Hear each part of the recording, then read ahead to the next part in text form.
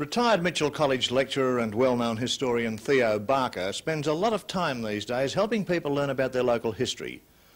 When the students at Raglan Public School in Bathurst started on their own local history project, Theo offered assistance and we went along to see what he was able to uncover for them. Now, many of the things which Theo showed the children are things which can be found in other towns.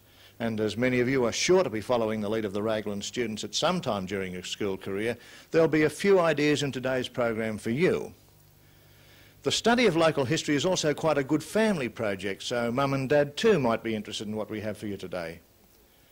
We started by asking Theo about the part an excursion can play in the study of local history.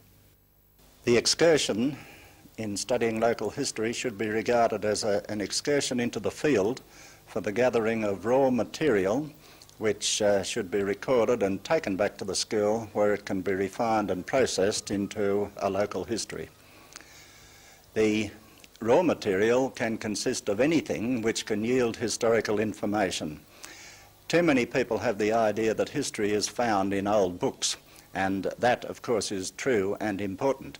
But for school children, it's much better to let them practice doing what historians do. Get out, look around, look at the dates on buildings, study the inscriptions on tombstones, look for older as against newer buildings, make notes of all this thing so that in the school library, or if the resources are not particularly good, with the teacher's help, all of this can be worked up into some kind of coherent and reasonable kind of local history.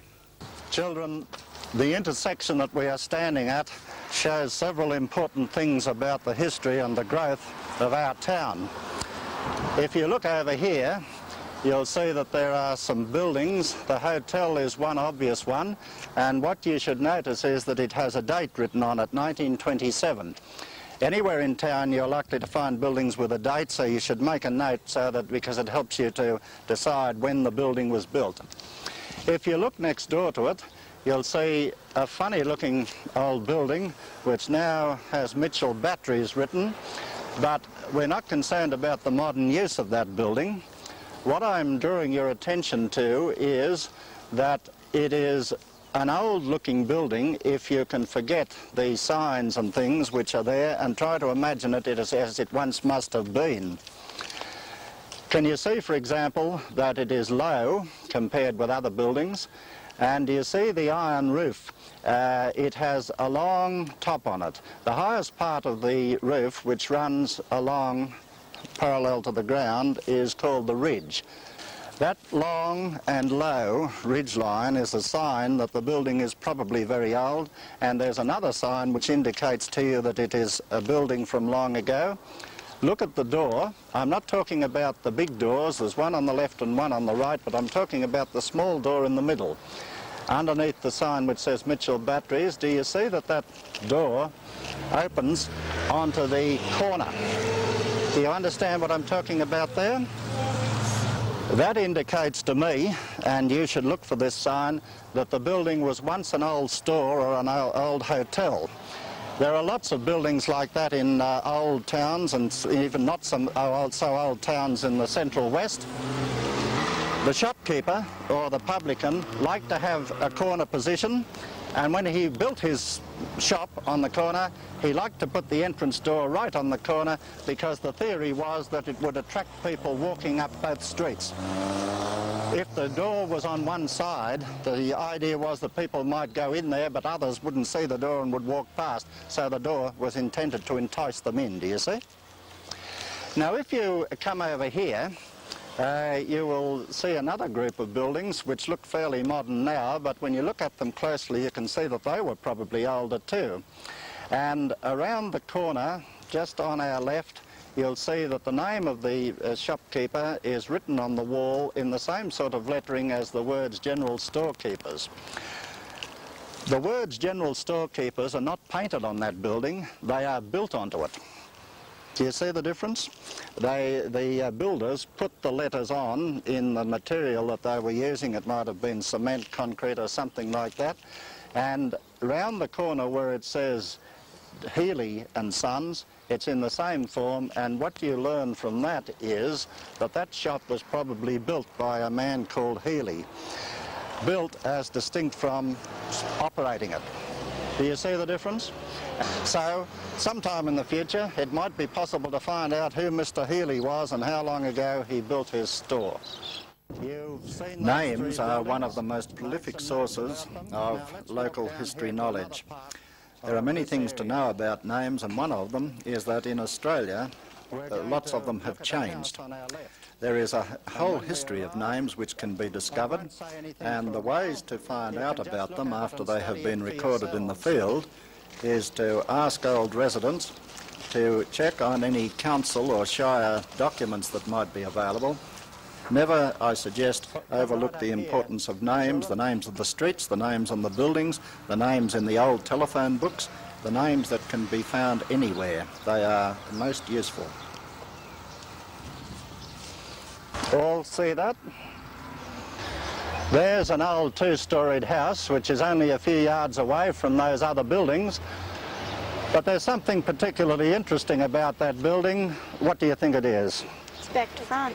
It's back the front, yes. In other words, the back of the house is facing the street and the front of the house is facing the backyard. What do you think might be the reason for that? The street, Right. The street might have been here when they built it. Perhaps there was no street when it was built, yes. And there's another thing that we might say about it too.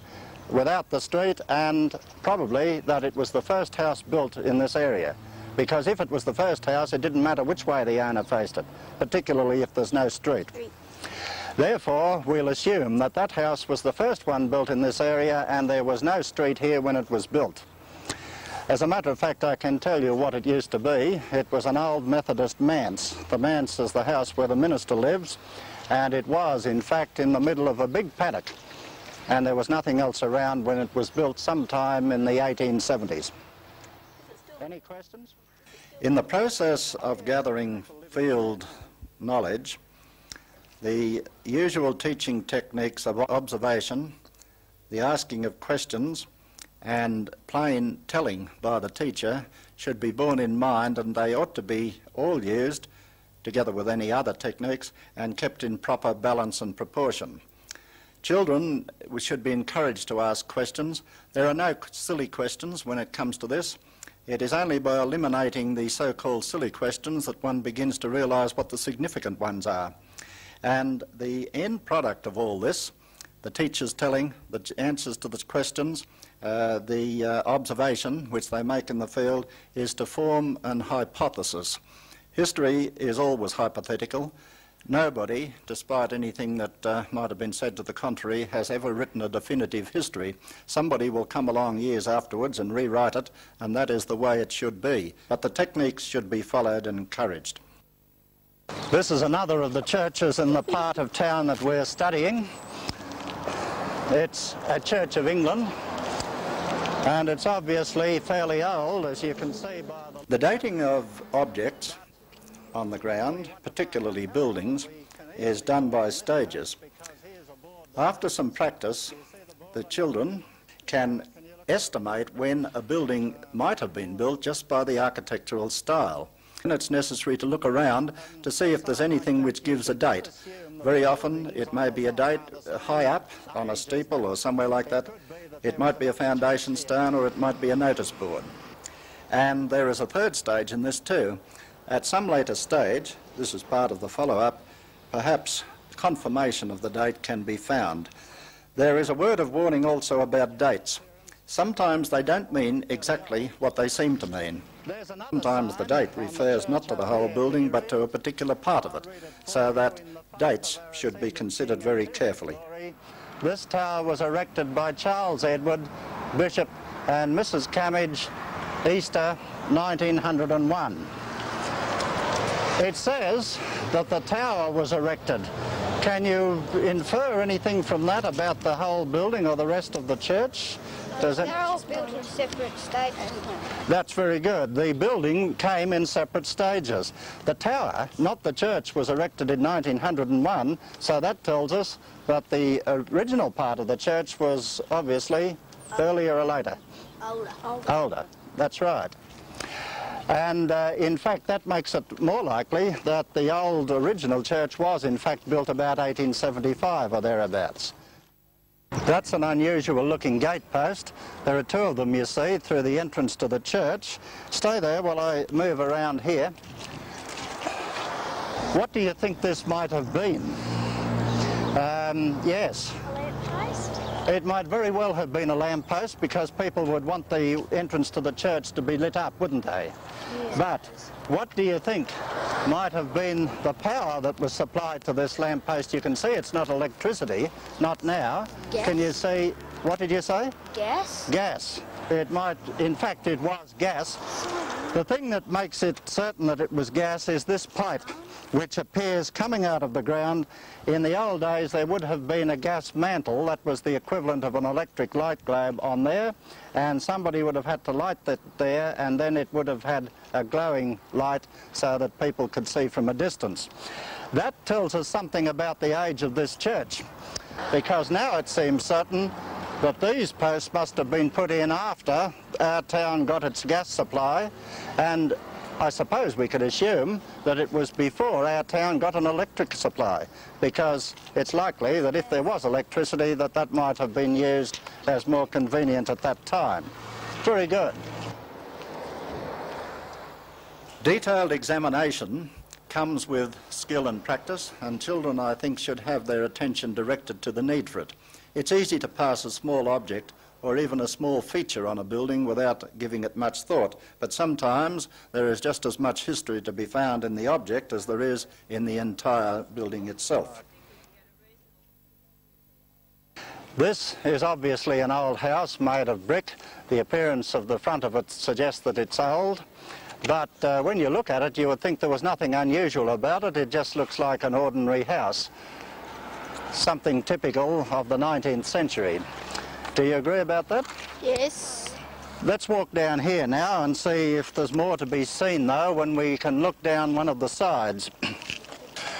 One of the things that you must always do when you are looking at old buildings to see what they can tell you about the history of your town is to see as much of the building as you can. Of course, you can't go into people's yards without their permission, but you want to see all sides of the building if that's possible. You can see that there's something different about the structure of this house when you look down its left side. That white curved piece and the brickwork around it isn't what you'd expect to see on an ordinary house.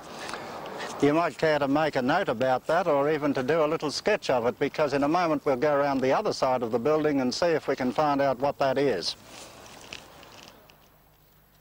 Note-taking is a skill. And I'm not suggesting that it is only in history that this should be done. What they do in history, of course, might apply to note-taking in anything. It is basically an exercise in how to cull information on the field, and with practice even children, particularly the upper primary ones, can do this quite successfully. There are some obvious things that they need to take notes about. A date on what building it is on, the name perhaps of something or somebody, but here there may be some direction by the teacher required. Now you can see the right-hand side of the house, and I'll draw your attention to a couple of features. You might notice that the parts of the house that have a roof of them are in two separate areas. There's the main house with the chimneys, then there is a space, the wall covers it, we can't see what's behind it, but there's no roof. And then we come to the back part, which looks like a separate building. It's what we call semi-detached or something of that kind. When you look at the rear part of the house, you can see that it has two unusual windows, and they are framed by white sandstone. Look at them and you'll see that one closest to it is covered with something, and the other one appears to have iron bars on it. So what does this suggest that this might have been? Could you answer that, Brett? It could have been two cells in a courtyard in there. That's exactly what it was. The windows belonged to two cells, and the open space was the exercise yard, and that was part of this small police station. It isn't a jail, it was a police station once when the cells were only to hold prisoners in until they could be taken to bigger jails. This morning, children, we've looked at 4 blocks of our town, and within that 4 blocks we've seen several buildings.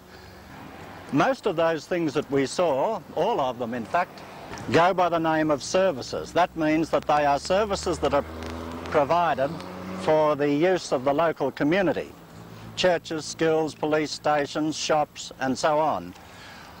Does the fact that all those services existed on 4 blocks of the town suggest anything to you about that part of the town?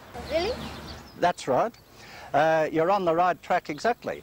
That part of the town was a separate part, and it was, in fact, a separate village. In other words, these children, through their own observations and with some help from the teacher, have been brought to the hypothesis that the area that they have been studying was once a self-contained village, separate and distinct from the rest of the town. The obvious follow-up now is for them to go back to the classroom where they will refine the information, perhaps formulate some particular questions, and then to consult with the municipal authorities or any other authorities that are available to see if their hypothesis is correct and to find out more about that self-contained village.